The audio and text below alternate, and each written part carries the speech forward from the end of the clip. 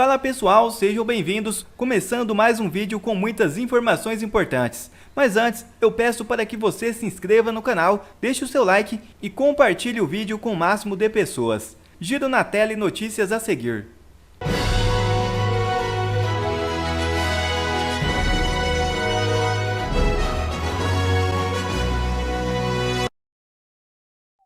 Prisão de Moraes inesperadamente ganha força.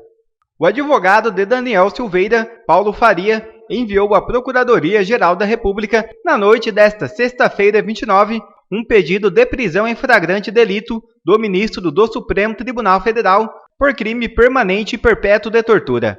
Na web, o assunto ganhou força de forma inesperada. É um dos assuntos mais comentados. Segundo a defesa de Silveira, o motivo seria a não conferência de regime, conforme documento protocolado. Na petição, o advogado pede a investigação da conduta de Moraes, que, segundo ele, estaria cometendo crime de tortura. E Toffoli joga no lixo decisão do TSE e abre o caminho para a quebra da inelegibilidade de Bolsonaro. Assista o vídeo. Bolsonaro poderá ser candidato nas eleições de 2026. Isso em virtude de uma decisão que o ministro do STF, Dias Toffoli, tomou sobre um caso. É exatamente isso que você acabou de ouvir. Eu tenho certeza que essa notícia irá abalar todo o cenário das eleições de 2026.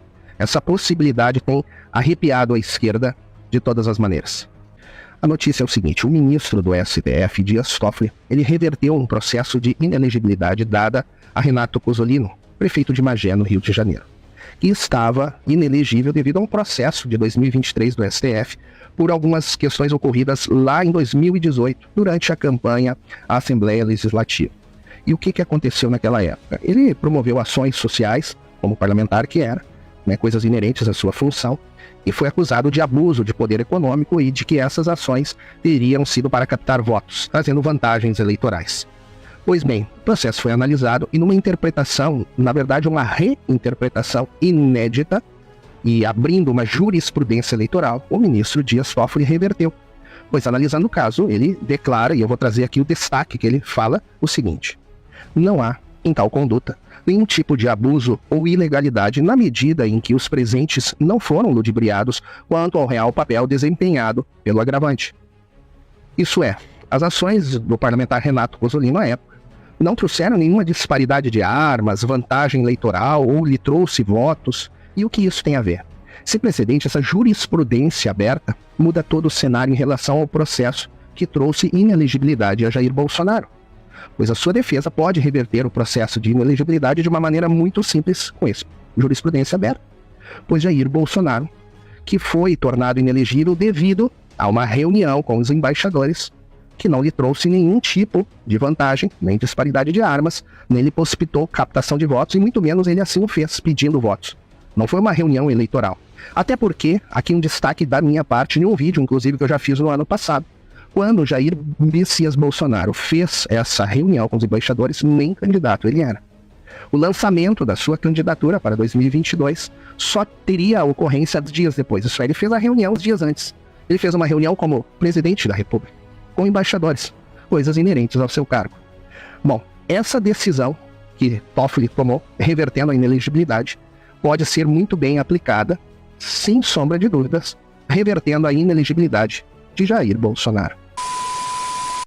E Mourão exalta os 60 anos do governo militar. A nação se salvou a si mesma. O general e senador Hamilton Mourão expressou sua opinião aos 60 anos do governo militar de 1964 em suas redes sociais. Ele declarou: a história não se apaga nem se reescreve. Em 31 de março de 1964, a nação se salvou a si mesma. Publicou o ex-vice-presidente na plataforma X, antes conhecida como Twitter. As informações são do Correio Brasiliense. Não é a primeira vez que Mourão comemora a data. No ano anterior, ele descreveu o governo militar de 1964 como uma revolução democrática. No mandato passado, Jair Bolsonaro instruiu o Ministério da Defesa a celebrar a data. Contudo, na gestão atual do presidente Luiz Inácio Lula da Silva, as Forças Armadas permaneceram em silêncio. E Senado coloca PEC sobre drogas em pauta. Após o recesso de Páscoa, o Senado deve votar em primeiro turno a proposta de emenda à Constituição relacionada às drogas. Seguindo a votação, 3 sessões de discussão estão programadas antes do segundo turno de votação. Para que a proposta seja aprovada e encaminhada para a Câmara dos Deputados, são necessários 49 votos dos senadores em cada turno. A discussão no parlamento ganhou impulso após o Supremo Tribunal Federal iniciar a legislação sobre o tema. A proposta em discussão no Senado foi apresentada por Rodrigo Pacheco, atual presidente da Casa.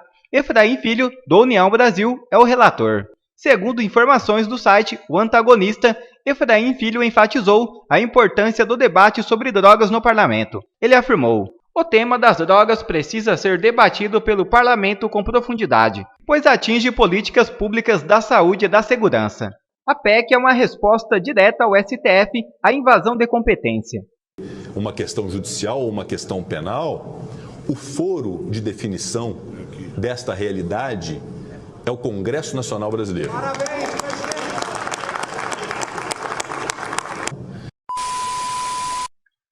Quer ver mais conteúdos como esse? Então inscreva-se agora mesmo no canal e ative o sininho das notificações.